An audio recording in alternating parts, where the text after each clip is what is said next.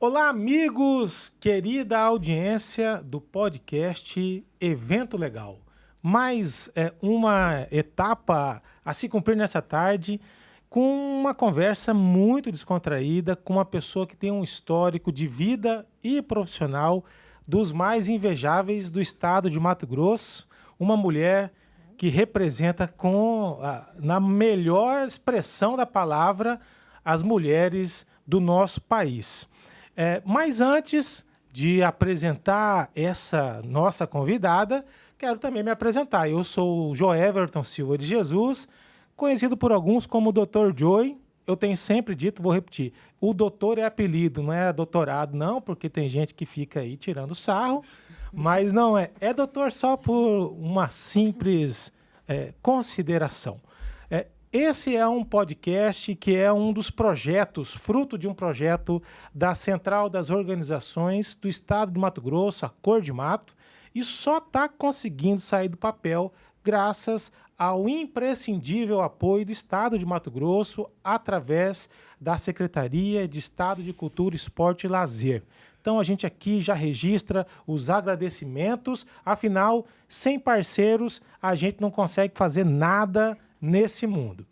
E para você que está nos assistindo, já é nossa audiência, não se esqueça de se inscrever no nosso canal, de marcar o sininho, curtir se você realmente gostar do nosso conteúdo, compartilhar com seus amigos, a sua família, enfim. Replica o negócio que é para chegar mais longe. E curta também os nossos canais nas mídias sociais, Instagram, no Facebook, TikTok. Daqui a pouco a nossa convidada vai fazer uma dancinha. Brincadeira, gente, que é isso, né? Não chega tanto. Mas é isso. Gente, um grande prazer estar aqui.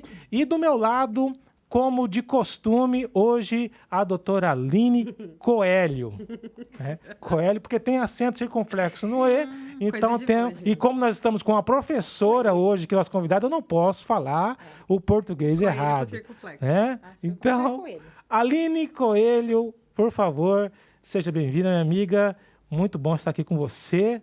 Faça as vezes e, em seguida, apresente nossa convidada. Olá, Dr. Joey. Olá a todos. É sempre uma alegria estar aqui com vocês, ainda mais com toda a sua simpatia, sua generosidade, que eu acredito que seja por isso a generosidade de todos de chamá-lo de doutor, porque pode passar realmente o Pix aí que depois a gente a gente sempre aprende muito com você e por isso essa alegria de estar aqui. Bom, para quem ainda não me conhece, está chegando aqui agora, eu sou a Aline Coelho, com acento circunflexo no E, porque era assim que se fazia nos anos... Que anos, né? Nós vamos descobrir aí, nos idos, nós vamos descobrir. Vai revelar a idade, não com a nossa convidada, quem sabe ela consiga nos ajudar a ver esse momento. Sou jornalista, assessora de comunicação no terceiro setor, e para mim é uma honra e uma alegria estar aqui com vocês hoje. A nossa convidada é um ícone mato-grossense, e como mulher eu tenho que levantar a bandeira de uma mulher que fez história em Mato Grosso, especialmente na nossa Cuiabania. Professora Jaci Proença, esse palco hoje é todo seu. Bom, eu que agradeço, né, inicialmente essa oportunidade, essa rica oportunidade que vocês estão nos concedendo. Né, evento legal, estou me sentindo muito legal aqui, bem à vontade. Dr. Joey, doutora Aline, né, que estão me concedendo essa honra de estar aqui compartilhando um pouco, né, da nossa trajetória, né, trajetória de vida, trajetória profissional, como o Dr. Joey disse aqui. E eu sou a professora Jaci Proença, cuiabana, né, Jaci Ribeiro de Proença, mas as pessoas me chamam de professora Jaci Proença, né, e com 58 anos, não, na verdade 59, fiz mês passado, em 21 de março fiz 59, ainda tenho que assimilar isso, né, introjetar que já virei mais um ano, mais uma primavera, né, e nascida aqui no antigo terceiro de fora, né, antes era terceiro de fora, do meio e de dentro, né? Eu nasci no de fora e hoje conhecida como antiga Várzea Napolpina e agora se estabeleceu ali a beira-rio, né? Da nossa cidade. Mas inicialmente é isso, sabe? Estou muito feliz de ter sido lembrada, convidada e ser apresentada dessa forma com tão boas deferências a meu respeito. Imagina. Professora, antes de qualquer coisa, primeiro é uma honra nossa tê-la aqui, imagina. E a gente normalmente, conhecendo e reconhecendo que todo mundo está vivendo tempos de muita correria e você dedicar algumas horas do seu dia para vir aqui, para nós é um grande orgulho, uma grande honra. E para agradecer, a gente dá sempre um mimo, né? Presenteia com um mimo.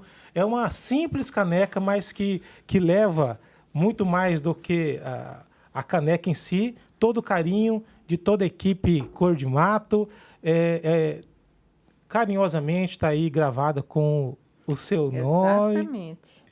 E aí Obrigado por estar conosco, Jaci Proença. E a gente sempre pede... Cor de Mato. É isso aí.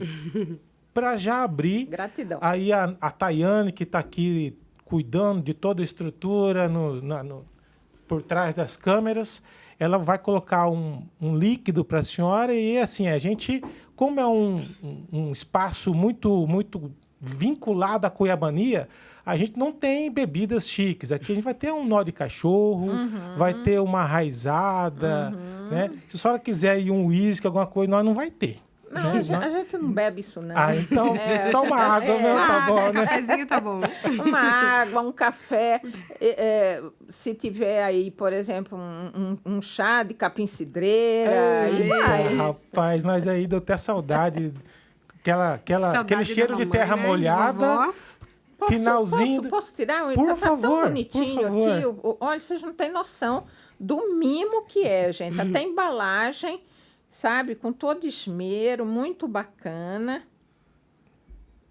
Eu mostrei a caneca, mas ela estava, né, na embalagem. É uma delícia ainda. dar presente para quem gosta de ser presenteado, Olha, né? Aquela pessoa que... Olha, gente, Aí. muito lindo, viu? E esse aí é Aqui, para... circuito evento legal, né? Cor de Mato. E aqui, ó. Ninguém vai poder falar que não é minha, porque tá aqui, ó, o nome. É isso aí. Tayane, por favor, Tayane, coloque obrigada. então. Eu não Muito sei se vai obrigada, ter viu? o chá de capim-cidreira, mas então eu vou pedir perdão de não ter, mas uma água eu garanto que tem, né? E não é de torneira, Não, de e tem filtro. café também, tô sabendo. Pode ser um cafezinho então. Tô Aí. sabendo. Opa, Tem um café aí do bom. chique, já tá bom demais. Professora, então assim, para a gente começar essa conversa, né, esse bate-papo, a senhora já começou a falar que nasceu ali no Isso. terceiro de fora, né? É. O terceiro na 74, 72 foi onde 74, alagou, a né? grande enchente. Minha família era daquela região ali, então eu lembro. Tá sabendo muita coisa. Você não tinha nascido, não né? tinha Não nascido, tava lá, mas não a tava história lá. da família eu lembro. Eu lembro porque alguns parentes, irmãos da minha mãe, que moravam ali, uns foram lá para o Novo Terceiro, outros foram para o Poção, que alguns moram uma ali. Uma parte veio para o Dom Aquino, que era aquela parte alta do Dom Aquino. E aí eu lembro muito bem dessa história. Mas nós não estamos aqui para falar disso hoje. Não vamos confundir. Outro dia a gente vem aqui para falar. A gente vai contar esses causos, né? É porque assim, né, professora? Você, seu filho está aqui no estúdio, a gente sabe, né, como grandes mulheres da história, criou gente, né? Sim. Criou muitas outras coisas, que é o que você veio contar aqui. Mas antes a gente quer ouvir, né, para depois dessas mudanças históricas aí na sua vida, como que elas começaram, né? Elas começaram lá na rua e...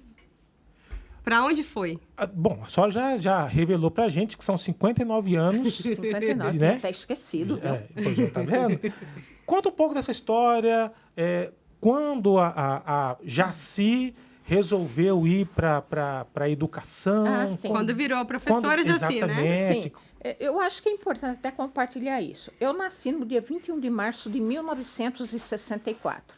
O nosso país estava vivendo uma efervescência política muito grande, né? A questão do golpe militar, aquela coisa toda. Então, eu nasci exatamente nesse período. E no dia 21 de março, que eu não falo que é coincidência nenhuma, é o Dia Internacional de Luta contra a Discriminação Racial. Né? Então, eu nasci exatamente assim, nesse período, nesse contexto político, né, histórico, cultural do nosso país. De uma família bastante simples, né, humilde, né, sou neta de quilombola com pescadores indígenas, né, e tive uma avó também, bisavó, vinda de Portugal, né? Então, nasci também no meio dessa miscigenação toda, né? E sempre labutando. Meu pai serralheiro, a minha mãe dedicada ao lar, mas sempre teve o entendimento de que a educação, o estudo, ela falava, o estudo é o que eu quero que vocês tenham, porque essa é uma herança que ninguém pode tirar de vocês. Então, ela sempre se empenhou muito. E eu ouvia tudo isso, vendo também meu pai, embora com pouco estudo, mas sempre muito dedicado à leitura, né? Meu pai lê todos os dias, isso é um hábito, ele lê em torno de 1 a 2 horas por dia. E isso eu passei a desejar aprender a ler com pouca idade. Com 3 para 4 anos de idade, eu já insistia para minha mãe ensinar a ler. E com 4 anos, eu aprendi a ler e escrever antes de entrar para a escola. E de lá para cá, fruto disso, sempre muito dedicado, já ia para a escola, perguntava o que vai passar amanhã. Eu já ia para a escola sabendo, né, o que já ia ser ensinado. E minha casa sempre foi muito cheia de crianças, né? E a minha mãe ensinava, eu passei a ajudar a minha mãe a ensinar os demais, depois eu assumi essa função. E quando eu estudei em escola pública, sempre no meu bairro, antiga escola Elisa Maria Bocaiúva Correia da Costa, depois fui para a escola Santos Dumont, uma das escolas polivalentes, né, que foi instalada pela ditadura militar. 11 escolas no país, Cuiabá foi contemplada com uma delas. Eu estudei na escola polivalente, que tinha tudo com muita excelência. E eu tirei essa 8ª série e eu queria dar continuidade aos meus estudos. E eu queria ir para uma escola que me possibilitasse chegar até a universidade, já que não teria condição de fazer cursinho. E aí eu resolvi ir para a escola técnica. Meus pais muito receosos, porque a gente muito pobre. A escola técnica era uma escola elitizada, era só para os filhos, né, das famílias ricas da cidade e tal. Mas eu falei, eu quero ir para lá e quero fazer um curso, já que uma deficiência que eu percebia que eu tinha, uma dificuldade, né? Embora nunca tenha reprovado, sempre tive notas boas, era na matemática. Eu falei, então eu quero fazer um curso que venha suprir essa deficiência minha para eu chegar mesmo, né? até ela não a corre, faculdade. ela vai... E foi aí que eu resolvi fazer estradas, né? Sofri uma pressão muito grande à época do coronel Otaíde, que era o diretor, né? Insistiu muito, chamava para muitas conversas em seu gabinete para falar de que o curso adequado para nós mulheres era o curso de secretariado e não de estradas. Eu falei, mas secretariado não vai me levar à universidade, né? Porque eu posso ser muito boa em outras coisas, mas na matemática eu posso não passar. Sim. E aí foi que eu insisti, permaneci no curso de estradas, consegui finalizar. E aí, mas o sonho, e aí até abro um parênteses, foi uma experiência rica para mim e, ao mesmo tempo, um tanto dolorosa ter ido para a escola técnica, que foi a primeira escola fora das minhas adjacências ali do meu bairro, né? Que era todo mundo praticamente conforto, igual a mim ali no meu bairro. E aí eu fui para uma outra escola totalmente diferenciada. Foi ali que eu sofri, né, os primeiros atos de racismo, né? Como eu ia e vinha para a escola do bairro Dom Aquino até a escola técnica a pé, né? Ia cedo, saía ao meio-dia e tal. E tinha algumas colegas lá, né, entre aspas, que falavam assim, já me apelidaram de Jaca Preta, né? Já vai Jaca Preta pegar um bronzeado, porque eu ia e vinha a pé, né? Pegando esse solzinho leve de Cuiabá, né? Mas, assim, para mim foi gratificante, porque isso, para mim, serviu de um grande desafio. Você tinha clareza no seu objetivo, né? Eu sabia onde eu queria chegar, né? Então, nada poderia me abalar a ponto de fazer desistir, né? Então, foi com muito sacrifício mesmo, emprestando material, porque os materiais do curso de estrada, aquelas réguas, eram tudo muito caro, né? Uhum. Algumas vezes, meu pai fazia o serão, comprava algumas coisas, mas outras vezes não tinha essa condição. Então, a gente fazia isso emprestando mesmo, ficava o dia todo, às vezes, na escola, ia e voltava para poder usar de todo o material que a escola oferecia. E consegui, né, com certo louvor, inclusive, fui considerada, eu estava entre as 10 melhores alunas da escola, né, quando concluímos o curso. E isso... quando você concluiu, o que o coronel te falou? Não, o coronel já passou a aceitar isso. Ele insistiu no primeiro e no segundo semestre, que era o início mesmo, né? Falou, não, ela vai desistir, mas não desistir, levei até o fim. Né? Poucas mulheres fazem esse curso mesmo. Né? Então, mas isso foi uma base na minha formação muito consistente, né? Que me possibilitou. E aí foi quando eu fui prestar o primeiro vestibular, que foi em 81, janeiro de 81, né? A minha mãe queria muito, e foi a primeira vez que tinha o curso de medicina na universidade. E ela queria muito que tivesse uma filha médica. Não tinha nada a ver, mas para agradar minha mãe, eu fiz o primeiro vestibular. Fui até muito bem, né? Fiquei lá na lista de espera e tal, fui classificada, mas tinha que ser chamada. Tinha tantos outros com notas superiores e tal. E não consegui. E exatamente nesse inteirinho, entre esperar julho, porque eram 2 vestibulares ao ano, um no início e outro no meio do ano. Sim. Então, eu fui e aguardei o segundo vestibular. Mas tão logo em janeiro, em fevereiro, eu assumi uma sala de aula. Porque eu falei, como que eu vou estudar? Meu pai não vai ter condição, né? E papai naquele perrengue, tendo que sustentar aí 6 filhos, né? Eu sendo a mais velha, eu falei, como a mais velha, eu vou ter que dar uma ajuda aí, um suporte. E aí ele falou, mas minha filha, o que você sabe fazer? Eu falei, além das técnicas do curso de estradas, que não é meu veio isso aí não, pai. O que eu gosto muito de fazer é ensinar. Minha casa era sempre cheia de gente para eu ensinar. Eu gosto de ensinar. Mas ele falou, você é de menor, você só tem 16 anos. Mas, de todo modo, vamos conversar com o secretário de educação, que era muito amigo do meu pai. Meu pai fazia muitos serviços para ele. E aí, foi eu e ele, mas eu sempre grandona, já nesse porte, né? E aí fomos conversar, ele olhou para mim assim, eu gostaria, mas você quer trabalhar onde? Olha, eu sei que tem uma escola lá em Várzea Grande, no Cristo Rei. Cristo Rei antes era só mato e tinha só a Coab. A Coab. Sim. Então, mas é muito longe. Você vai falar, eu preciso ajudar meu pai. Eu quero estudar, secretário. Preciso, doutor Hélio. Saudoso Hélio Palma. Preciso estudar. Aí ele falou, tá bom, me deu uma carta de apresentação, mas ele achou que eu já era de maior, né? Grandona e tal, ousada também, que eu era. Uma certa timidez, mas quando eu queria algo... E aí fui com essa carta de apresentação para a escola Salina Daf. Peguei o ônibus, falei, meu Deus, é longe demais, só mato aqui, o que eu vou fazer? Mas fui. Cheguei lá, estava tendo reunião da diretora, coordenadora, supervisora, com os professores para distribuição de aula. E eu fui na secretaria, a diretora está lá na sala com os professores. Eu bati, abri um pouquinho, estava em reunião, ela fez assim, vai deixar aí a porta, né, entreaberta e tal. E espera um pouco, fiquei ali. E ouvindo a discussão. Não, eu não quero essa sala, mas eu já fiz aquilo que vocês pediram, eu juntei todos os alunos, esse que ninguém quer, reprovado já 2, 3, 4 vezes na primeira série, já coloquei tudo numa sala. Professora mais experiente que tem que pegar outra. Não, eu não quero outro cansado, não quero saber disso. E vai, discute dali. De repente, então, quem que vai pegar essa sala? Aí todo mundo olha para a porta, eu estou ali na porta. Você aceita pegar essa sala? Eu falei assim, professora?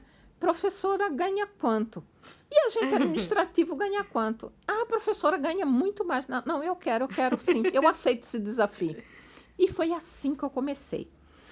Estava no lugar certo na hora certa. Né? E movida a desafios, né? Porque ela já estava sabendo que sala que era essa. O que eu mais sei fazer, que eu fiz até hoje, foi ensinar. Eu vou dedicar isso que eu aprendi com a minha mãe, minha referência minha mãe de ensino-aprendizagem, né? Eu vou fazer isso. E me espelhei muito nas professoras que eu tive, né? Nas boas professoras que eu tive. E fui assimilando esse processo. Isso em fevereiro, né? Já comecei a dar aula, esse grande desafio, uma sala com 35 alunos, daqueles anjinhos na sala, né? E eu falei, bom, mas eu percebia que eles eram muito incompreendidos, faltava muito amor, sabe, para aquelas crianças. E tanto que eu fui chamada a atenção pela supervisora, né? De que eu dediquei praticamente um bimestre inteiro só para conhecer esses alunos, a família desses alunos, entender esses alunos, né? Mas eu sabia que aquilo ia valer a pena. Tanto que, quando chegou no final do ano, eu me senti assim, extremamente orgulhosa da dedicação, do empenho, não só meu, como dos alunos também, né? Porque eles passaram a ter um carinho tão grande por mim que eu acho que eles se sentiam na obrigação de me dar algum retorno, sabe? Sentiam nessa obrigação. E aí foi um êxito muito grande. E aí, em março, em fevereiro, eu comecei a dar aula. Em março, que antes começava em março as aulas na universidade. Eu sabia que tinha que fazer durante esse semestre todo, esse primeiro semestre. Aí chegou em julho, eu não tive dúvida que eu tinha que fazer pedagogia, que esse era o meu lugar certo, né? E fiz. Aí chegou o final do ano com um resultado exitoso, com a grande maioria já sabendo ler e escrever. Isso, para mim, só veio reafirmar, né? Só veio reafirmar que esse era meu caminho mesmo. Esse caminho. Era essa a missão. Era a essa a vocação. missão. Minha vocação era essa, sabe? Cara, que história, né?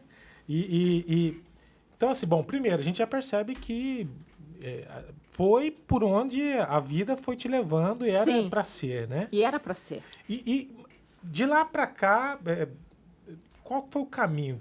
São quantos anos em sala de aula? Depois a senhora foi para a vida política? Como foi Então, essa trilha que você caminhou? Porque para ser conhecida até hoje como professora Jaci, eu imagino que história, não né? foi um dia, não foi um ano só, né? Que durou essa sua caminhada na sala de aula. Não foi. Eu permaneci em sala de aula até 2001.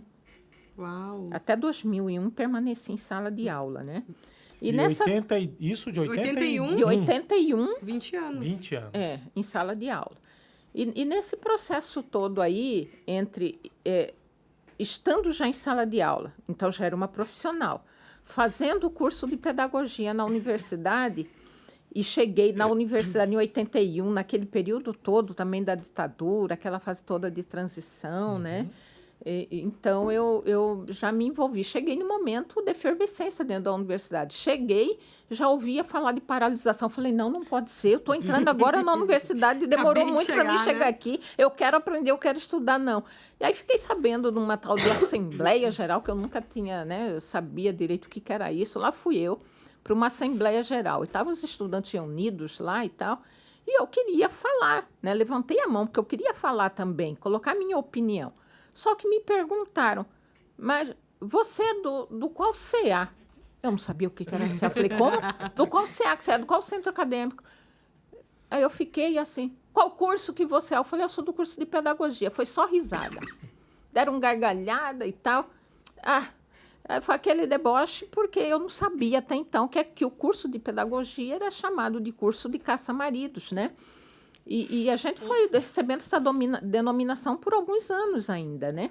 De caça-maridos, de que quem queria preencher o tempo, não tinha o que fazer, né? Então, isso, para mim, foi uma afronta muito grande. E saí daquela assembleia, né? Eu não podia falar e votar, porque não representava ninguém, a não ser eu mesma, e ali era só representações. Então, eu saí dali determinada a saber o que era CA, o que era um DCE, um Diretório Central de Estudante. Fui fazer toda uma investigação acerca disso e resolvi constituir o Centro Acadêmico de Pedagogia. Que não existia ainda. Era o curso que não tinha centro acadêmico, né?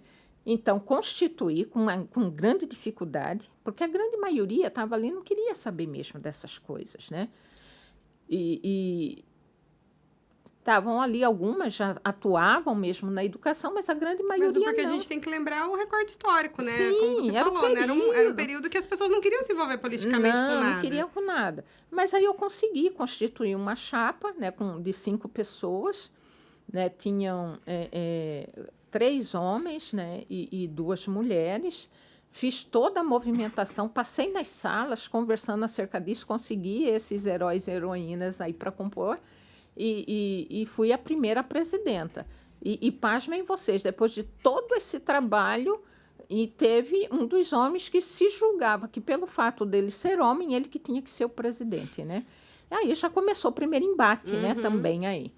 Mas me firmei enquanto presidenta do CA, participamos logo depois de Congresso Nacional dos Estudantes de Pedagogia, que já me deu uma visão política maior, participei já das assembleias com direito a voz e voto, e assim foi. Agora eu posso falar, né? Agora eu posso falar, e como falava, né? E isso também oportunizou essas convivências todas, esses debates, a ousadia, né? Foi o curso de pedagogia, que era rotulado de caça-maridos, né? Que foi o primeiro curso no país a eleger, por exemplo, um chefe de departamento. Nós desenvolvemos um processo de gestão democrática. Fizemos eleição direta. Aí depois foi para o centro, né, de ciências humanas. Nós fomos o primeiro no país. O primeiro reitor eleito no país foi a Universidade Federal de Mato Grosso, tudo principiado no curso de pedagogia. E depois isso se espraiou, né, para o país todo, né, essa experiência. E junto nessa convivência dentro da universidade, eu comecei a enveredar pela pesquisa também. Eu sempre questionei muito. E teve professores que perceberam isso, me chamaram para compor grupo de pesquisa, né?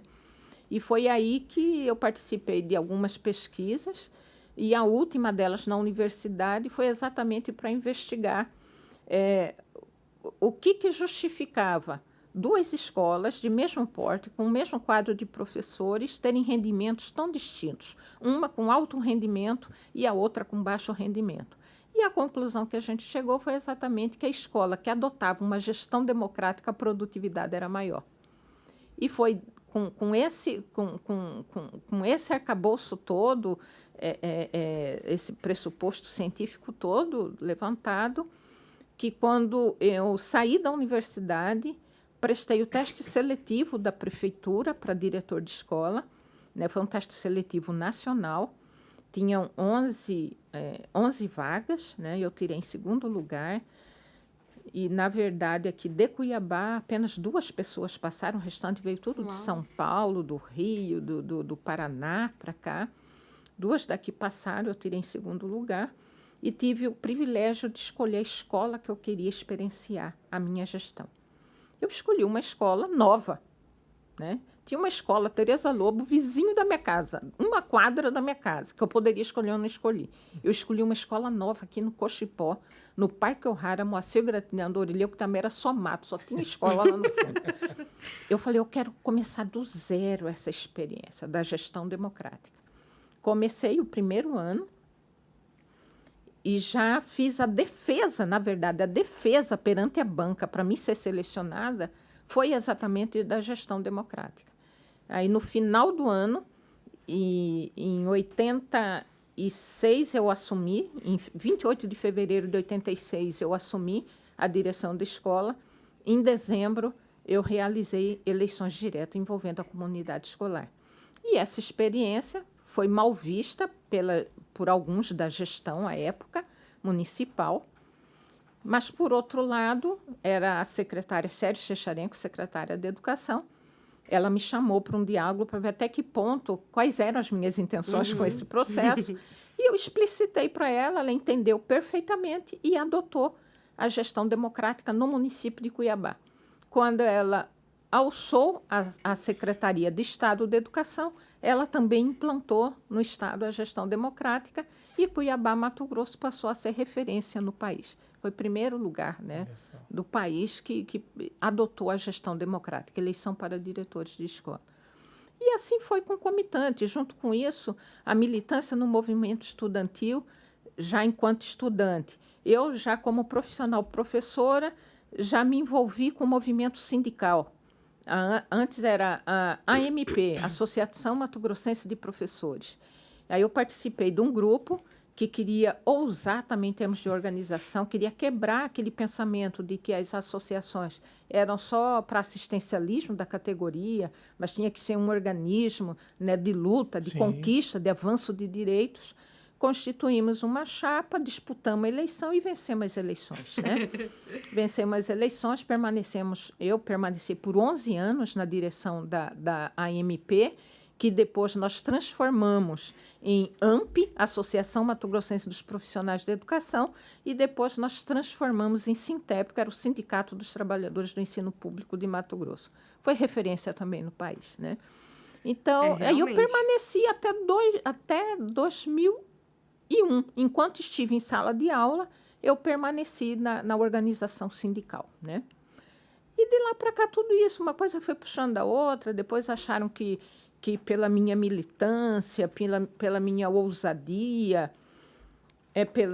pelo meu envolvimento com os movimentos sociais, já no movimento negro, movimento de mulheres, e enquanto Sintep, a gente constituiu, articulei, junto com o professor Rinaldo, professora Marília, Zuleika de Nobres, nós constituímos o primeiro núcleo de professores negros no sindicato, e depois defendemos isso em congresso na Confederação dos Professores do Brasil, depois CNTE, né, Confederação Nacional dos Trabalhadores da Educação, e aí isso também passou a ser referência.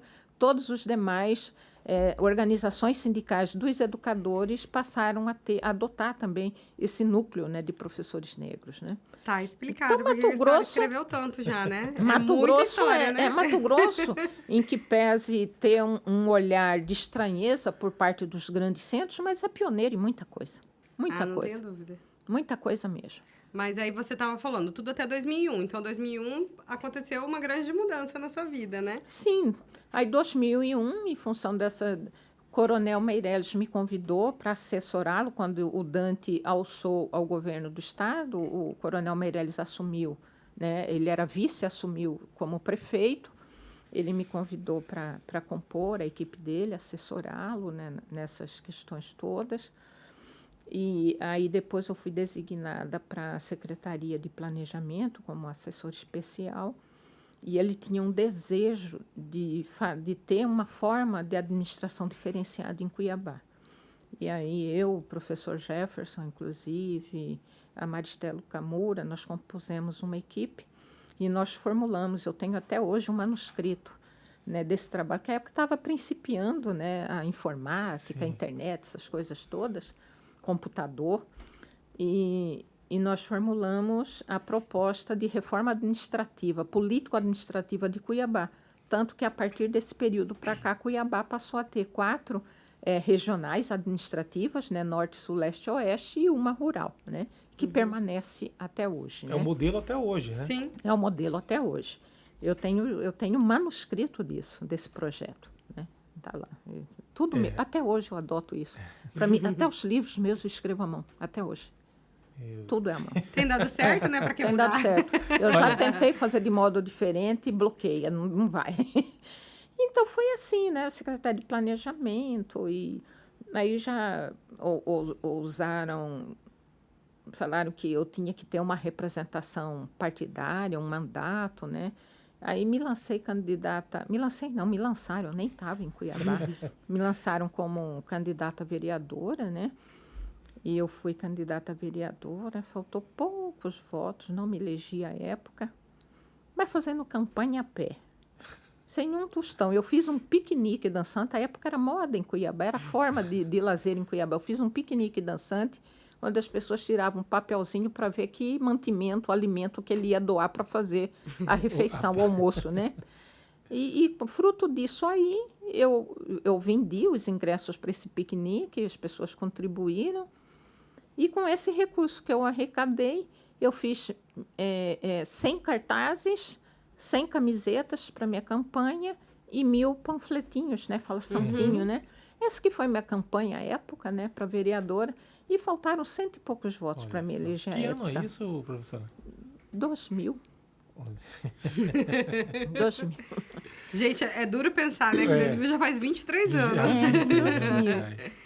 E aí a gente foi já sofrendo as consequências dessa ousadia do ser mulher nos espaços de poder, né? Já enquanto candidata. Mas, ao mesmo mesmo. tempo, aproveitando todas as oportunidades, porque você aprendeu lá atrás que é preciso ter representatividade para ter voz, né? Precisava ter. E aí enfrentei essas situações todas, né? A escassez de recursos, não se tem até hoje investimento em candidaturas de mulheres, né? Naquela época, muito menos, e fazendo campanha a pé, não tinha carro, não tinha nada, era de ônibus, eu com meu pai. A minha equipe era meu pai. E aí meu pai, porque o restante da família era contrário à candidatura, envolvimento com política, que política era só para homem, era só para quem tinha dinheiro, e nós éramos paupérrimos, não podia, né? Mas foi assim, desse jeito, né? E aí, já nesse engajamento aqui, e com essa representação pelo movimento estudantil em nível nacional, pelo movimento negro, fui a representante por longo tempo, né, no Movimento Negro Nacional, na CONEM, na Confederação, né, do Movimento Negro, dos organismos negros do país. E foi lá, logo depois de 2000, dessa candidatura para vereança. 2001, passei por um teste seletivo, fui selecionada para participar de um curso em Brasília, na Escola de Administração Pública em Brasília, que era exatamente sobre administração pública e as questões raciais. Né? Fui selecionada, fiz um projeto, meu projeto foi selecionado, meu currículo, e passei por uma formação em regime de internato mesmo, né? Foram um mês assim de estudo, intensivão, manhã, tarde e noite, finais de... uma imersão mesmo. E fruto disso, eu tive um engajamento maior ainda no movimento negro nacional. E de lá para cá, nunca deixei de fazer parte das articulações nacionais. Nós escrevemos, em 2001, uma plataforma para entregar para os candidatos a presidente da República. Né? Conversamos com os candidatos à época. Um deles foi o Luiz Inácio Lula da Silva, que assinou e falou que, se ele ganhasse as eleições, ele iria cumprir com aquela plataforma. Em 2002, teve as eleições, ele venceu as eleições, né? E aí, em 2003, para grande e grata satisfação nossa, o primeiro ato do presidente Lula foi sancionar a Lei 10.639, que tornava obrigatório o ensino da história e cultura africana e afro-brasileira nos currículos escolares. E no dia 21 de março, eu passei meu aniversário no Palácio, em Brasília, né, onde ele estava instituindo a CEPIR, a Secretaria Especial, né, com status de Ministério de Promoção da Igualdade Racial.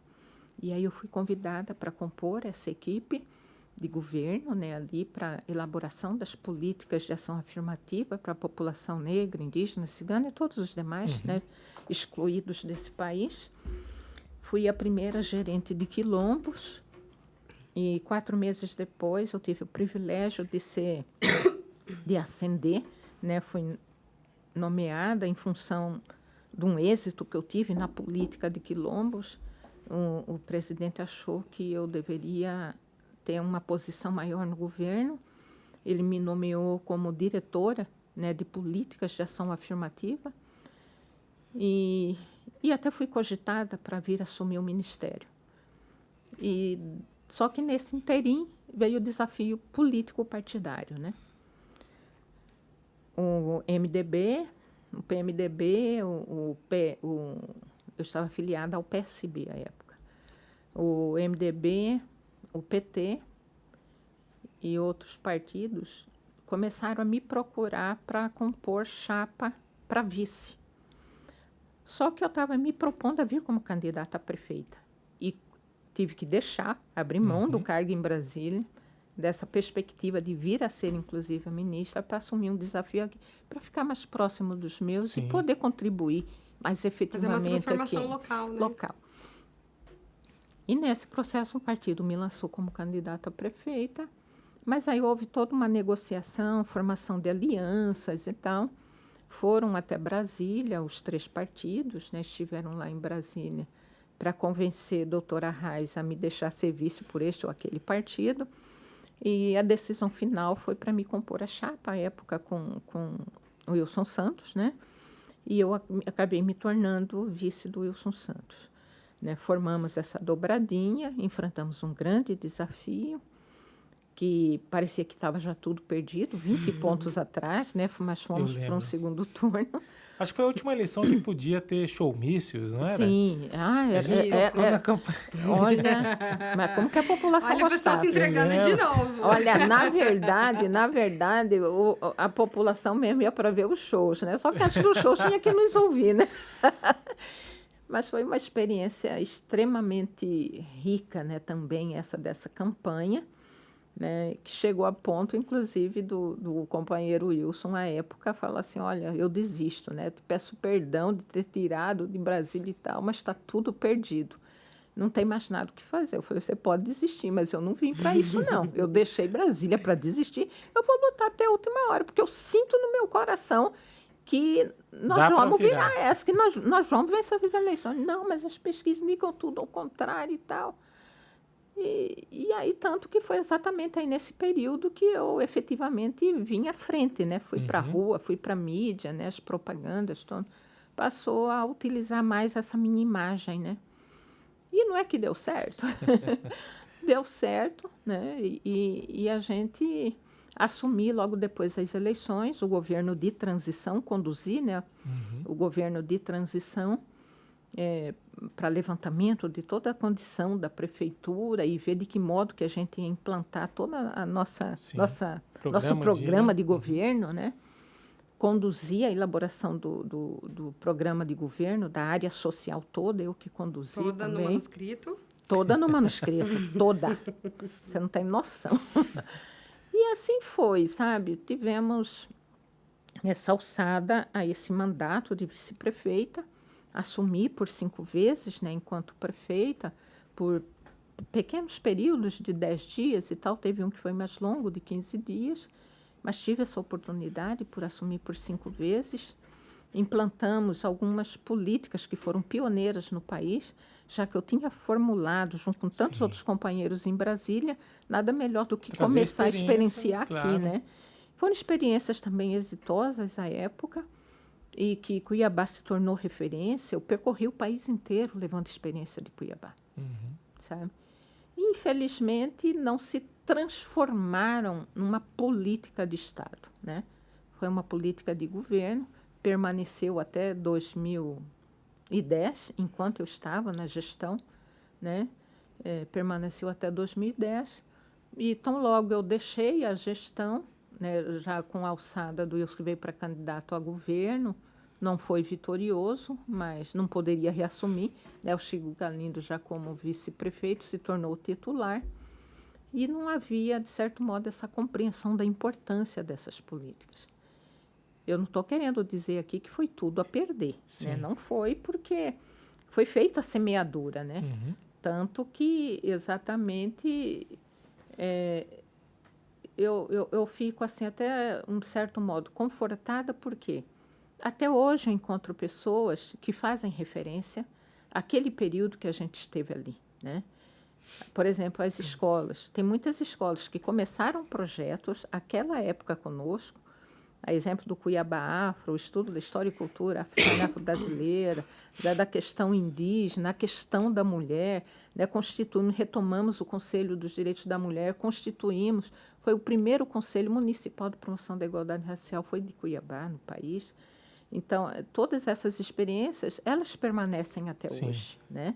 Quer dizer, se tornaram práticas efetivas, embora não se tenha um organismo constituído, como tinha à época, dentro da estrutura, mas algumas políticas foram semeadas, elas germinaram e cresceram, ganharam corpo, né?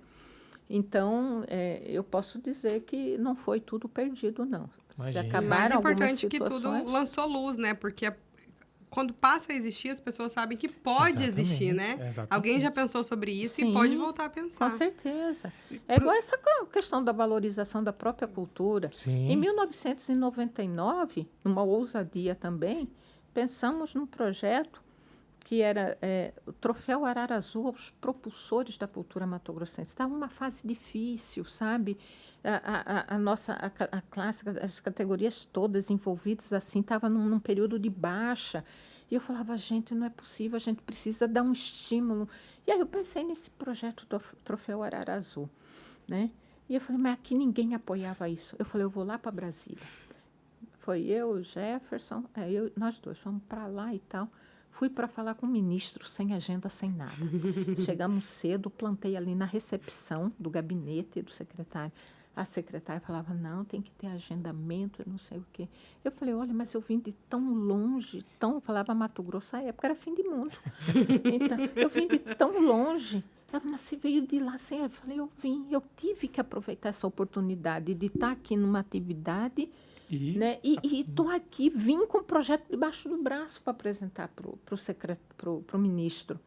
Não, mas tem que passar primeiro pela equipe, tem que avaliar e tal. Olha, eu falo que Deus é bom, sempre foi bom para comigo, não é possível isso. Não estou mentindo, isso foi a expressão da mais pura verdade. Que eu estou ali falando, cansava, sentava, voltava lá, por favor. Mas olha, a agenda dele está lotada.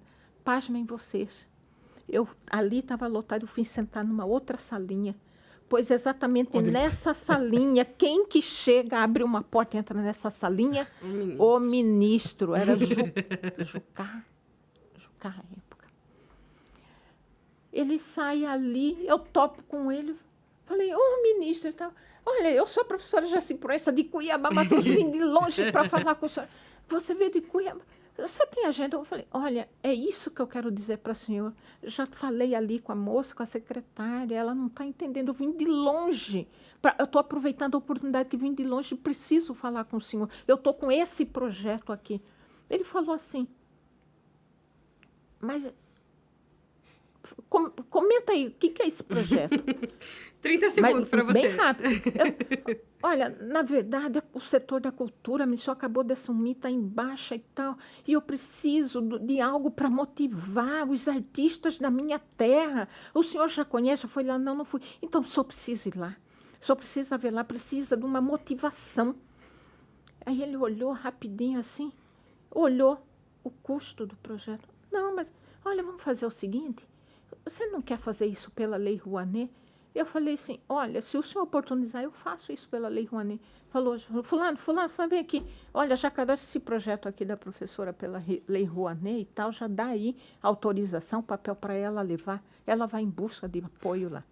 Eu achando, nas nuvens, tudo fácil agora. Eu já estou aqui com a autorização do ministro, com o documento do ministro, né, assinado por ele pegou, assinou na hora. Falei, tranquilo, rapaz, eu não tinha noção. Essa tal do Rouanet era o bicho de 7 cabeças para o empresariado aqui no Mato Grosso. Falava de Rouanet, todo mundo pulava fora, não queria, corria, sabe? Eu não entendia por que essa versão, né? Mas aí, por final das contas, um projeto que custava, à época, 30 e poucos mil, eu consegui, no máximo, 18 mil. E o restante eu tive que bancar depois, sozinho. Não. Nossa. Mas realizei. Eu trouxe Joãozinho 30, que tem acabado de colocar na Sapucaí, Teresa de Benguela, Rainha Negra do Pantanal. Trouxe Joãozinho 30, Almir Sater,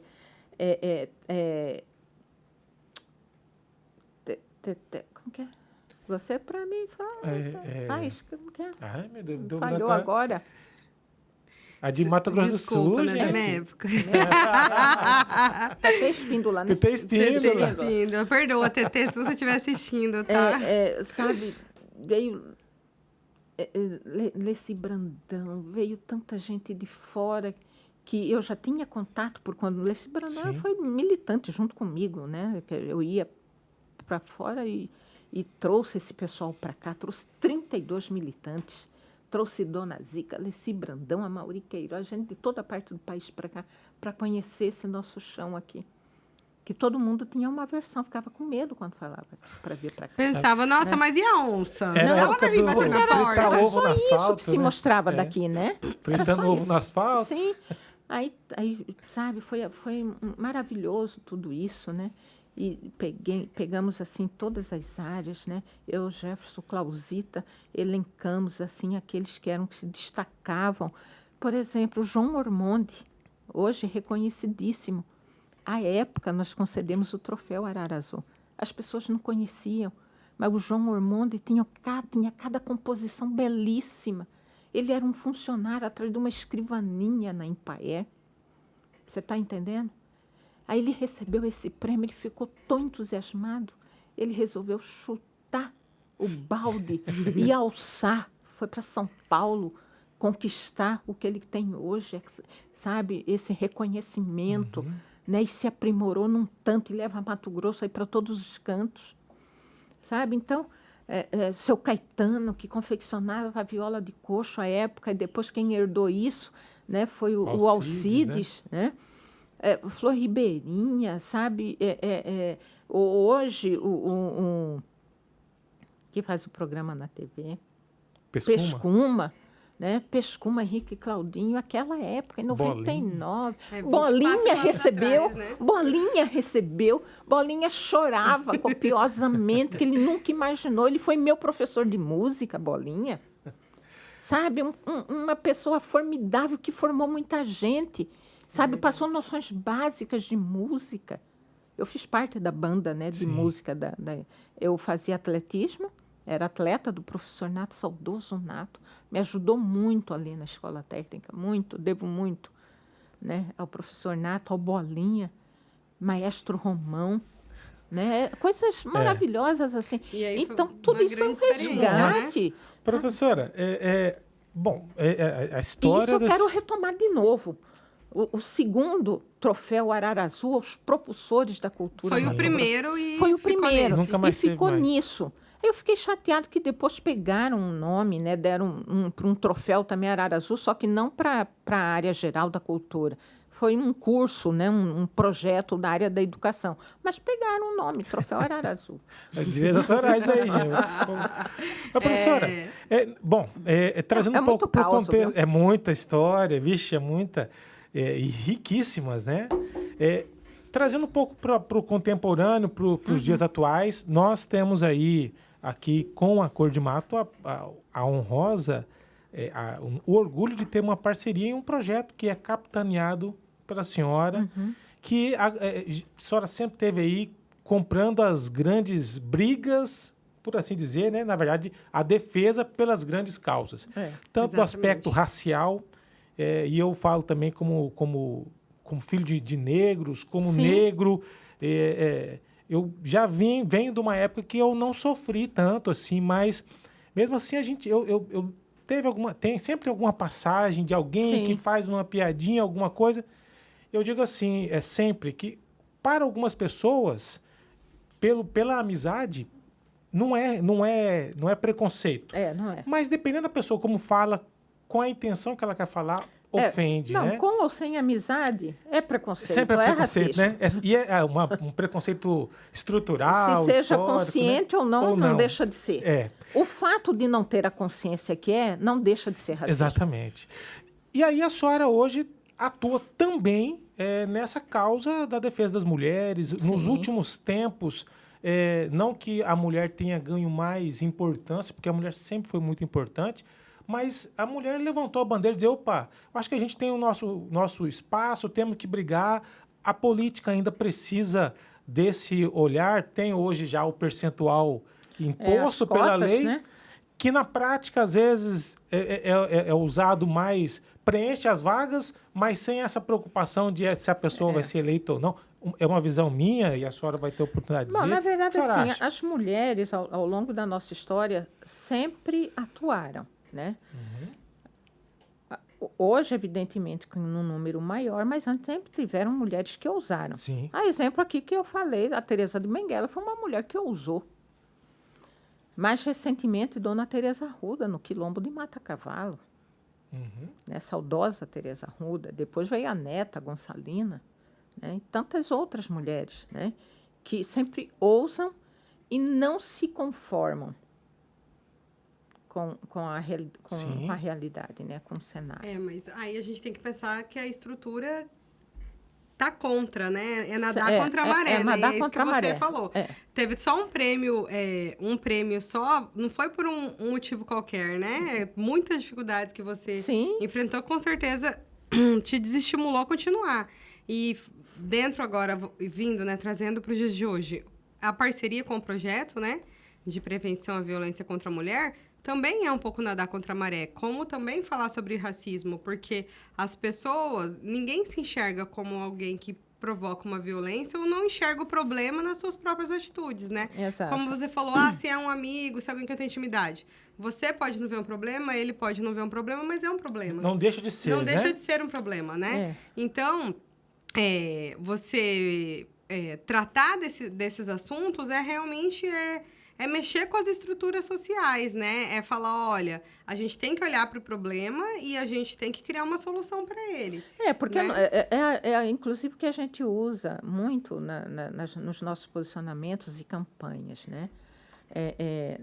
Não basta, para nós não basta falar assim, eu não sou racista, né? Você tem que lutar contra esse racismo, porque senão ele permanece. A mesma questão da violência contra a mulher. Não basta não fazer uma violência, né? Não basta. Não basta.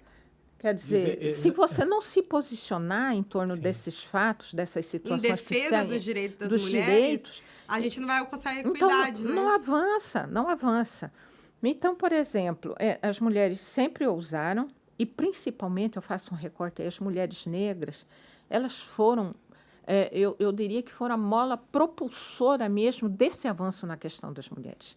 Porque até então se discutia a questão da mulher, né, mas sempre numa ótica como se mulher todas fossem iguais. E a grande maioria, que somos as mulheres negras, elas nunca eram incluídas nesses processos, as questões específicas. Né? E aí as mulheres negras começaram a se posicionar, a fazer esse recorte.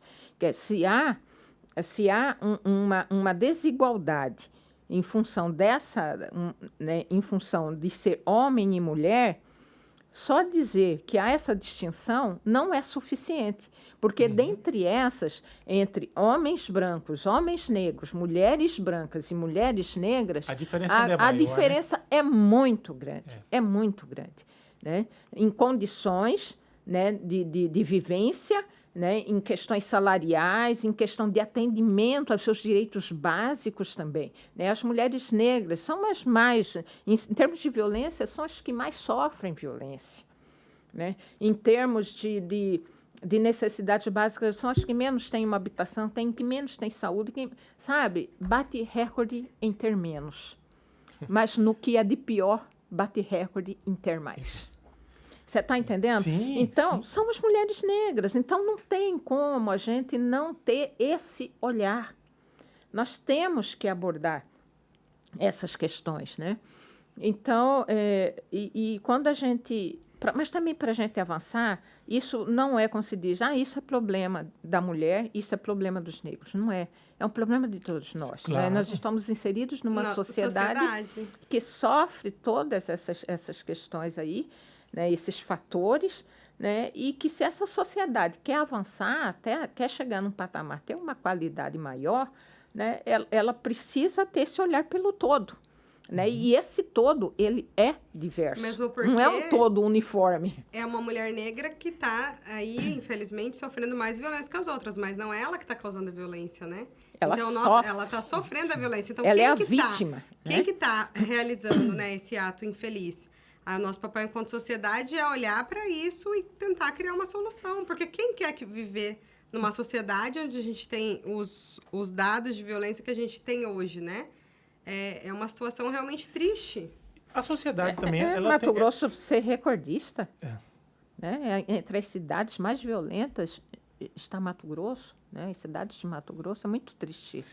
E eu estou desenvolvendo a dissertação do meu mestrado da UFMT e uma das vertentes que eu estou trabalhando com a reforma, a Revolução Industrial, especialmente na França, eles vieram os pilares, né? Liberdade, igualdade e fraternidade. E aí, a grande maioria dos livros que eu tenho trabalhado, fala muito de igualdade, liberdade, mas muito pouco se fala em fraternidade.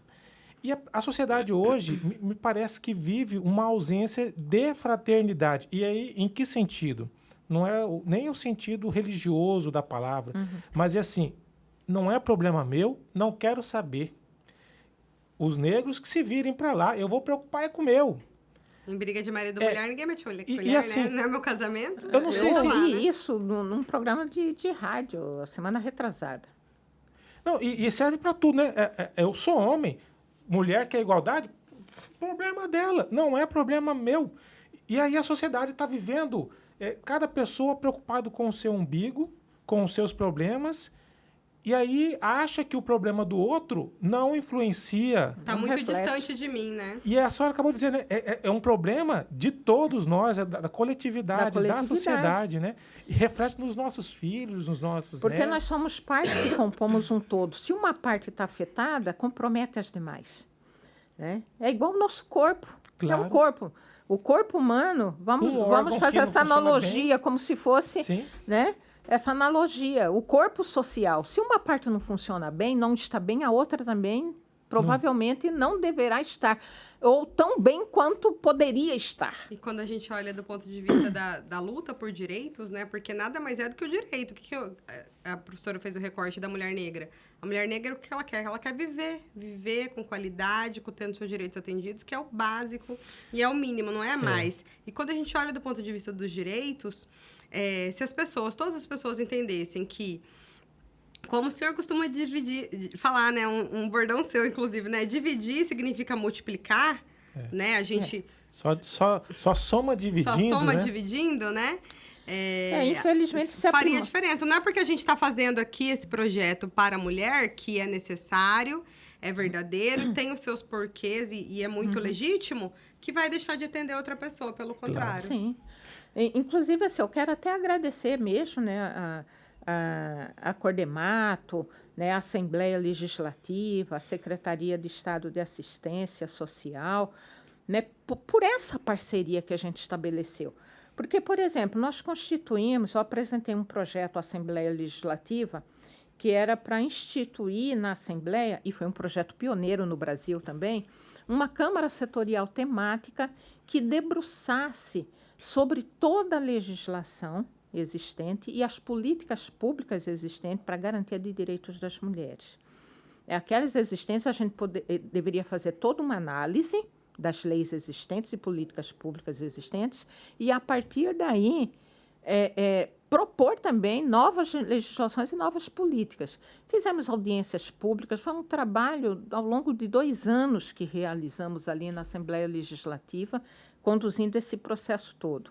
Originou um relatório final que a gente aguarda com muita ansiedade a Assembleia Legislativa fazer a publicação para a gente socializar esse trabalho, entregar para cada Câmara Municipal, cada Prefeitura, entregar aos organismos do Governo do Estado e entregar também ao CNJ, que nós estabelecemos uma parceria com o Conselho Nacional de Justiça, como foi um trabalho pioneiro no país, chamou a atenção do CNJ, né? E nós fizemos, inclusive, algumas reuniões virtuais para fazer uma discussão da condução desse trabalho todo.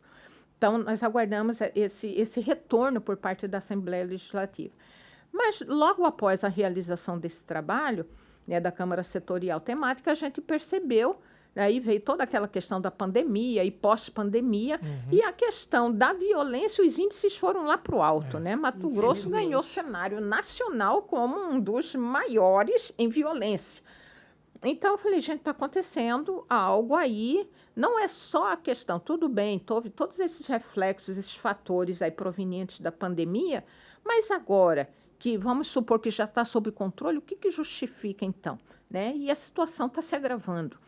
Então, nós resolvemos elaboramos esse projeto do ciclo de palestras, a Assembleia também aprovou, né? E nós estabelecemos essa parceria com a Cordemato e com o governo do Estado.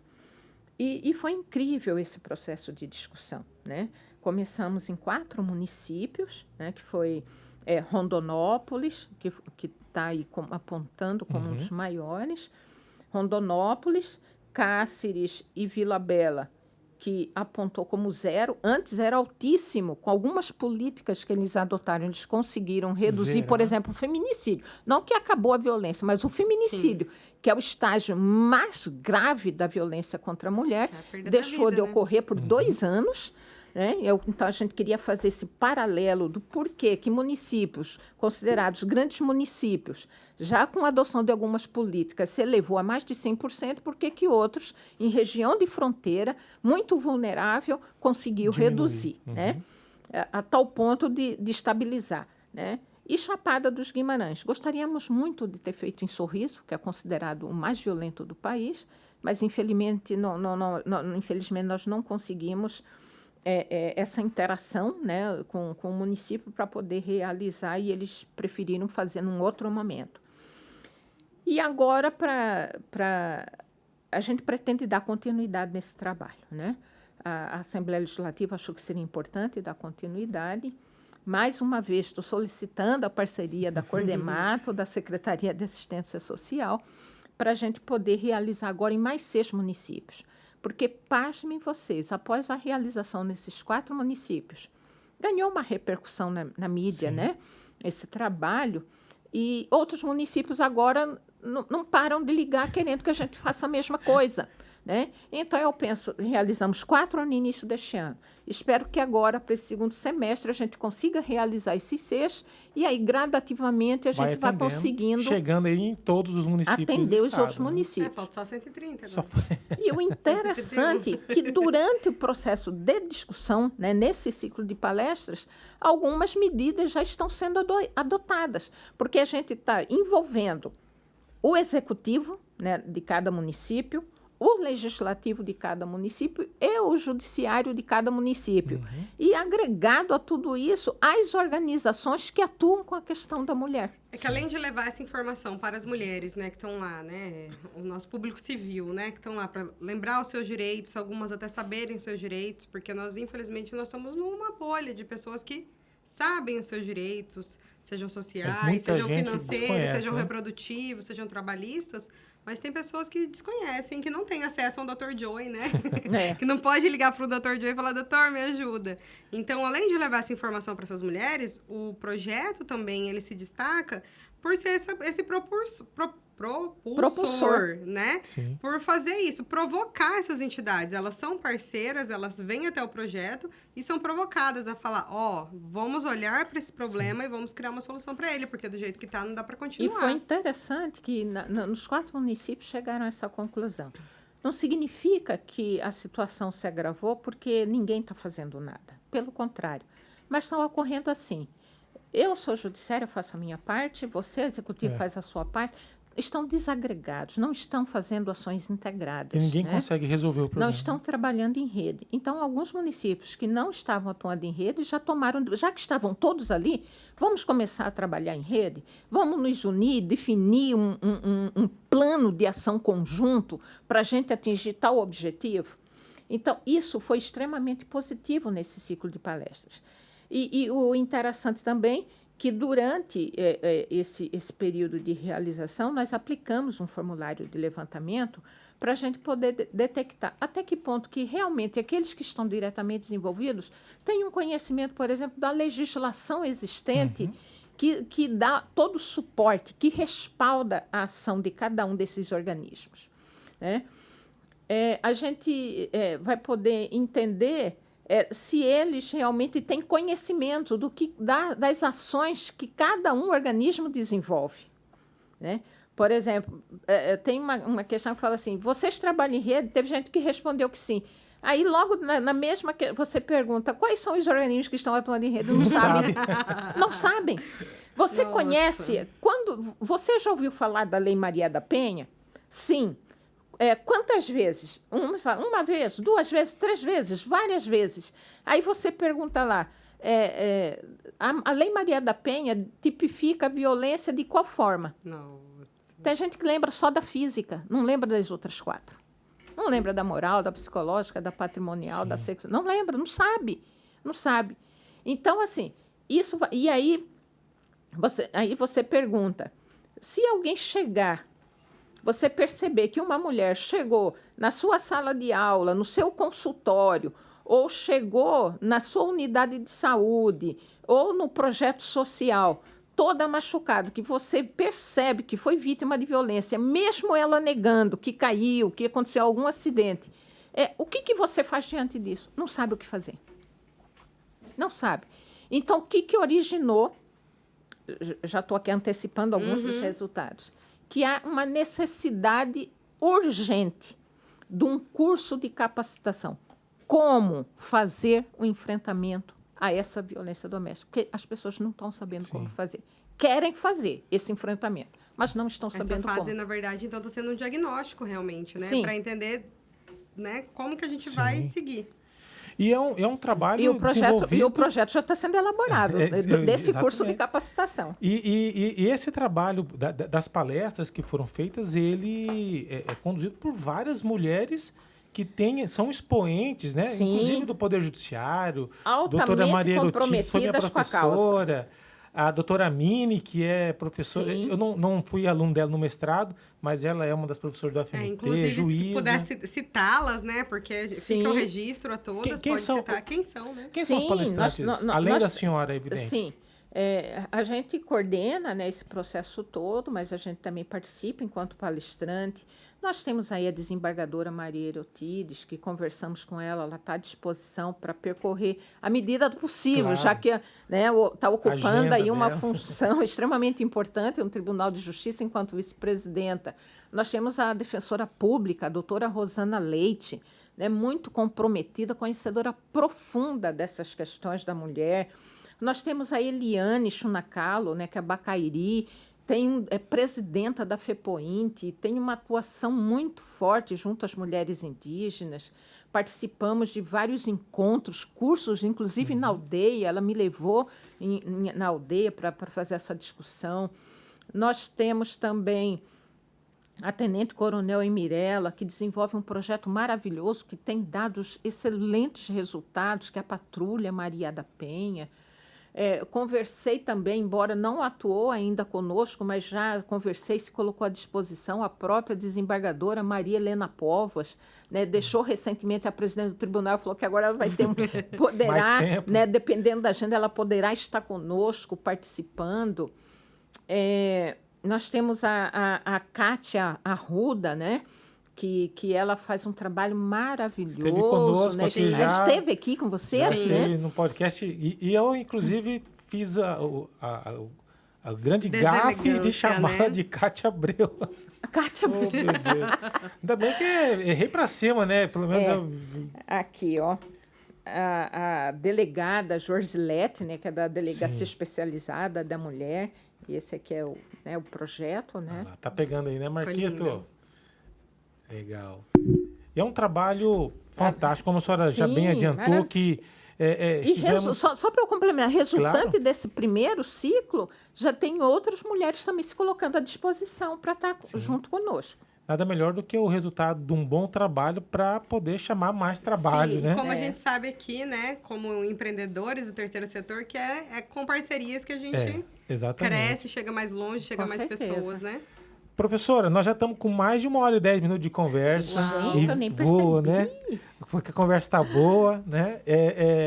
E aí, assim, antes da gente partir para o encerramento, a gente deixou aqui, né, estampado.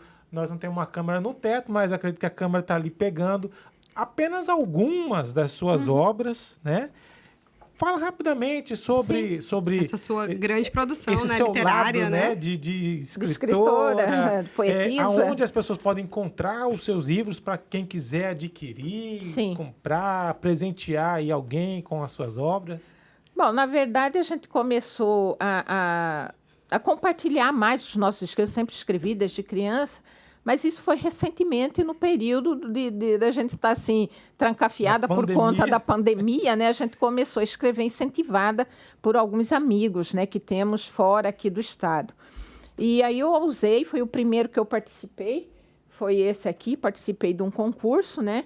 E fui selecionada, né? Componho aqui essa obra, que são os 100 melhores poetas lusófonos contemporâneos, né? Os países que falam língua portuguesa, né? Então, eu fui uma das selecionadas em 2019, aí depois já participei também em 2021, faço parte desse. E vozes portuguesas também, participando livro vários. Aqui na língua em francês, né? Temos esse em outras... aqui foi uma homenagem que a Mundo Cultural World prestou a Ludwig van Beethoven, né? Então, foi exatamente nesse período de comemoração, né, de aniversário, né, de morte de Beethoven, né, 250 anos dele. Então, foi lançada a obra em português. Essa aqui, particularmente, o de português não está aqui, mas foi lançado também na França, né? Está em francês essa obra. E ela vai ser lançada agora, tanto este quanto o Isabel, né? Isabel, a Princesa das Camélias, né? Inclusive, eu fui convidada para participar desse, eu tive uma certa resisti um pouco, né, por conta disso. E aí insistiram muito, eu fui pesquisar um pouco mais sobre a Princesa Isabel, e aí eu me removi daquela posição de resistência. Eu falei assim, se escreve tanto, né, sobre os homens na história, né, e o feito de algumas mulheres são escamoteados, são jogados para debaixo do tapete. E após fazer uma pesquisa, eu acho que foi o poema mais longo que eu escrevi, foi sobre a Princesa Isabel. Que legal. E já até apresentei para o movimento negro, já concordam comigo em relação à Princesa Isabel. É a história de uma mulher que precisa ser contada, né? Com todos os questionamentos em torno da Lei Áurea, né? Mas nós sabemos, e depois que já estive do lado de cá do balcão, que era como executiva, eu sei o que representa uma mulher estar, né, no poder e as limitações que ela tem para fazer aquilo que deveria fazer. E remontando a época que ela vivia, que a mulher era quase um objeto de decoração, né? Mas, né? Hoje ainda tem algumas histórias, imagina naquela época. Aí eu participo também, é o segundo poema, eu não sei se este é o maior ou é da Isabel, sobre a Maria Firmina dos Reis, né? E o que me saltou aos olhos foram esses, né? Como mãe de crianças pequenas. Sou Fogo. Gente, olha que livros lindos. Esse aí já é um projeto até antigo, né, que já foi construído já há bastante tempo, mas a gente não tinha a oportunidade de lançá-lo, né? Você sabe que é tudo muito difícil.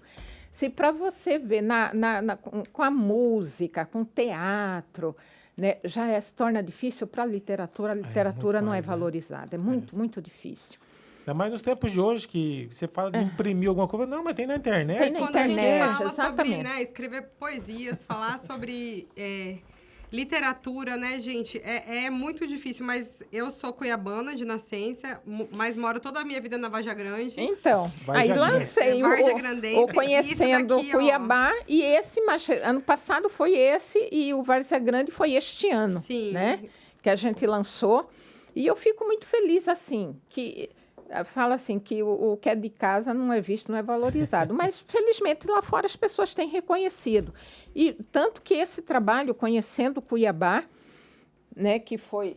E esse aqui, o Vai Passar, que foi apenas eletronicamente, né? E depois eu fiz uma impressão muito rápida de 10 exemplares, porque ele foi selecionado para lançar lá no Louvre, na França, né? Então, esses dois eu lancei no Louvre, na França. Chique demais. Nossa, internet. E agora eu estou usando, né? Estou buscando as condições para poder lançá-lo na minha cidade, gente. Sim, com certeza. Né? Eu preciso lançá-lo aqui em Cuiabá. Né? Então, estou buscando as condições para isso, um patrocínio, um financiamento, para poder lançar essas obras aqui. Tanto o Conhecendo Cuiabá e o Várzea Grande, o interessante nessa proposta... Sou professora, né, gente? Então, assim, é uma forma lúdica, porque quando eu estudava e depois me tornei professora, a gente ouvia que a história era muito chata. É muito chato, não sei o quê. Então, eu tinha que encontrar uma forma prazerosa de passar essa história, essa nossa cultura, né? Então, é em formato, assim, em quadrinhos, numa linguagem bem acessível, onde uma professora com um grupo de alunos, cada um representando um grupo étnico que compõe a nossa cidade, né? Ela vai perpassando os lugares, né? Não todos, porque seria impossível, né? Então, e ela vai narrando essa história. E essa história, ela vai narrando, fazendo a inclusão também da população negra, da população indígena na construção dessa cidade, das mulheres na construção dessa cidade. E colocando também a questão ambiental, da importância de se preservar a nossa casa, a nossa terra, que é o nosso chão. Essa é a casa de todos, compartilhada por todos, que tem que ser muito bem zelada, né? Então, perpassa por tudo isso. Aí, o final, a gente traz uma proposta de algumas atividades, que a princípio pode parecer de entretenimento, mas é para aferir conhecimento. Né? Para a criança falar, tem que responder isso. Não, eles vão aprendendo e respondendo, brincando também.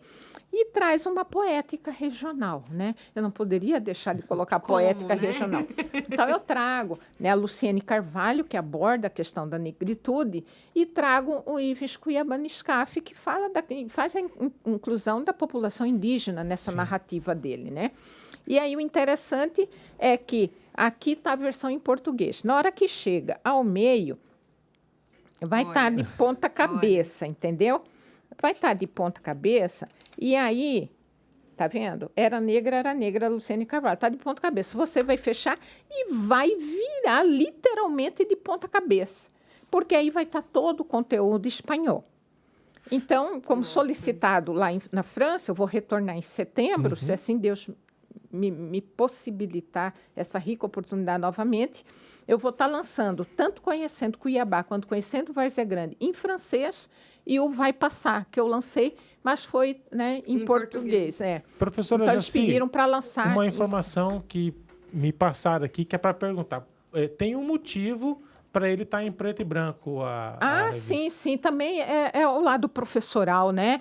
É o didático, pedagógico que fala também. Por quê? Para os pequenos, fala assim, mas os pequenos não sabem nem escrever, daí é só para as crianças maiores. Não, porque a professora, quando vai narrar essa história, ela vai narrando e cada criança vai dando colorido para a sua cidade, conforme o entendimento dela. E, pasmem vocês, eu já fiz esse laboratório. Cada criança entende de um jeito. E ela dá esse colorido conforme o seu entendimento. É incrível a diferença, gente. Ou seja, nos pequenos detalhes. Nos pequenos detalhes. Tudo foi pensado, né? E tem gente que fala assim, mas você quis economizar, ficaria mais bonito se fosse todo colorido. Gente, pode até ser uma economia, sem dúvida nenhuma. Mas o fundamental isso é o trabalhar com todas as faixas etárias. Disso, né? E pasmem vocês. O livro já foi adotado pelo Sindicato dos Guias de Turismo. Serve de roteiro tanto para Cuiabá quanto para Várzea Grande. Mas eu não tenho dúvida. E quem quiser encontrar esse material, quem quiser entrar em contato, de repente, uma escola que quer implementar, ou então os seus livros, eles estão na verdade, à venda assim, em alguma... não estão em livraria. Nós vamos colocar agora, né, à disposição, provavelmente para o e-book, né? Mas agora a comercialização é através do contato direto, né, conosco. Que pode ser através né? do E mídias também sociais. assim, o que eu peço para, por exemplo, os educadores que estão lá atrás, meu telefone não para. O pessoal viu isso também nas redes sociais, estão todo mundo querendo ter esse material. Eu acho um crime a gente produzir um material desse e isso não chegar na ponta para as nossas crianças e professores, sabe? Sim. Eu acho um crime isso.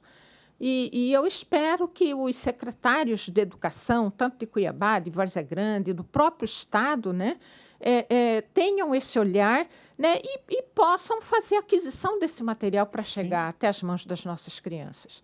Porque eu quero compartilhar com vocês também o seguinte, teve uma escola particular, por exemplo, os que têm a condição e os nossos que não têm. Fez aquisição de um X de exemplares, sabe? Há uns anos, fez a aquisição para trabalhar. Os que podem, conseguem ter. E aqueles que estão na rede pública, que o pai não tem como comprar? Ou seja, o poder público tem que pensar como política pública. Tem que pensar como política pública, o conhecimento da nossa história e cultura, os pontos turísticos, com esse olhar, né? Envolvendo questão ambiental, questão de gênero, questão da negritude, a racial está envolvida nisso. Perfeito. Bom, então hoje quem quiser acessar, vai pelas suas redes sociais. Pelas redes sociais. Por favor, qual que é também, o seu Instagram, professora? Jaci, né?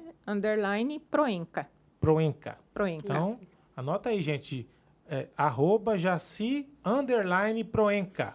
E Facebook, tá lá, meus dados também, tá para todo mundo saber. E meu telefone que tá lá também compartilhado. Pronto. Chique demais. Facinho de encontrar. Professora Jaci, bom, quase 1h30 de conversa e voou o tempo. Se a gente fizesse questão aqui, tem assunto para muito tempo ainda, muita hora. O Dr. Joey tem que pagar um jantar pra gente hoje. A mulher já tá ligando aqui. Mas vamos fazer sim esse jantar, tem que fazer. Professora, bom, primeiro dizer em nome da Cor de Mato, de toda a sua equipe, de toda dos seus diretores, da grande alegria, da grande honra. Primeiro, a gente já conhece a sua história, já conhecia a sua história. e ficamos extremamente felizes com o resultado que esse trabalho, que foi feito em parceria, né, trabalhando esse olhar para contra a violência contra a mulher. Em 2023, ainda dados assustadores de violência, né? Inclusive, a pandemia fez aumentar isso. Mostra que, de fato, falta um pouco mais de fraternidade. E eu venho do universo do direito, e eu aprendi lá em 2005, eu formei em 2005, e no direito dizia assim, o direito de um vai até o limite do direito do outro. Eu penso diferente. Eu acho que o direito de todos, ele se mistura, ele se mescla. O fato de eu proteger a mulher não significa que o homem vou ter menos direitos. Sim. Eu acho que é uma questão quase lógica que a sociedade, às vezes, faz vistas grossas, né? Então, respeitar o próximo, independente da sua cor, independente do seu sexo, independente da sua opção religiosa, da sua opção sexual. Enfim, independente, respeitar como ser humano. Fraternidade, entender o outro, olhar o outro e falar, cara, o que eu não vou fazer para o outro que eu não quero que façam para mim. Embora você disse aí, não é questão de religião, mas amar o próximo como a si mesmo, acho que é a regra básica da boa convivência. Depende da religião, mas essa é uma mensagem. Eu sou católico e é isso, cristã, né? Que fala, amar o próximo como a si mesmo. Como a si mesmo. Não fazer para o outro o que você não quer que façam com você. Então, respeitar, eu acho que é a base de tudo. Quando a sociedade conseguir voltar aos eixos, se é que um dia já entendeu a importância disso, mas eu acho que quando entender isso, as coisas vão melhorar. Muito obrigado por estar aqui. Para mim foi uma grande honra poder dividir a bancada com mulheres tão importantes e tão inteligentes. Aprendi muito. E aí eu quero passar, antes de despedir, falar para a Tô vendo que Aline. o senhor gostou mesmo, que tá ficando mais filósofo ainda. Né? Você viu? Tá vendo, doutora Aline? Bom, você viu? Doutora, gentileza demais. Bom, só agradecer a nossa convidada, a professora Jaci. Realmente foi uma aula, né? 1h30 de aula da história de Cuiabá, da história de Várzea Grande. Meu pai, ele estudou história no FMT, não concluiu, né? Mas ele estudou e ele era um ferrenho, ele cobrava muito que a gente conhecesse a nossa história. Então, eu fiquei realmente emocionada com esses livros que apresentam, porque eu não tinha visto um material como esse ainda sobre Cuiabá, sobre Várzea Grande. Parabéns pelo empenho. Realmente, eu acredito que esse é o nosso papel enquanto terceiro setor, criar soluções que ainda não foram pensadas, né? E que o poder público abrace esse tipo de material e de pensamento, porque um povo que não conhece a sua própria história, né, ela vai ser apagada. Não tem condições. Agradecer a professora Jaci por ter vindo, conversado com a gente, dado essa aula para nós. Você é um nome que está aí há tanto tempo, né, construindo, né, fazendo construções. Tem gente que gosta, tem gente que não gosta, mas eu acredito que nós, enquanto seres humanos, somos muito complexos, né? A gente tem muitas camadas e hoje a gente pôde conhecer algumas suas. Muito obrigada por se abrir conosco, por trazer tudo isso. E parabenizá-la por continuar encampando tantos desafios na vida, né? Aos 59 anos. Encampando tantos desafios e não esmorecendo, né? Apesar de todas as batalhas. E para você imaginar, eu me aposentei ano passado. Eu já tinha praticamente 5 anos que poderia ter me aposentado, me recusei a isso. Ano passado, eu tomei a decisão, agosto do ano passado, me aposentei. E estou aí na lida, né? Envolvida. Agora está trabalhando mais. Tá, com não, certeza. Trabalhando como nunca. E não nunca. tenho dúvida que não vai demorar muito, ela vai voltar com outro livro. Ela vai voltar com mais livros aqui pra gente. Sim. Inclusive, chegou do Correio já mais um, que eu participo. Né? Nem abri ainda, porque estava vindo para cá. E estou escrevendo aí, concomitante, 3 contos. Estou me enveredando agora pela questão dos contos, por essa forma. Professora, por favor, se despeça, então, da nossa audiência, mande aí um abraço para quem desejar. Eu quero agradecer, né, a todos que estão acompanhando aqui o evento legal, né, agradecer ao Dr. Johnny, doutora Aline, por este convite, me senti, assim, muito lisonjeada, né, também pela receptividade, muito carinho, né, no receber, e essa forma descontraída, né, da gente conversar, dialogar um pouco, compartilhar um pouco da nossa história. Então, eu me coloco sempre à disposição, tá? Naquilo que vocês julgarem necessário, seja para estabelecer parcerias em termos de projeto, né? Professora Jaci Cordemato, voltar aqui com novidades, né? Então, eu só queria aproveitar, já que é novidade, eu convido a todos para estarem sexta-feira agora, dia 28, ali na Praça Alencastro, em frente à Prefeitura de Cuiabá.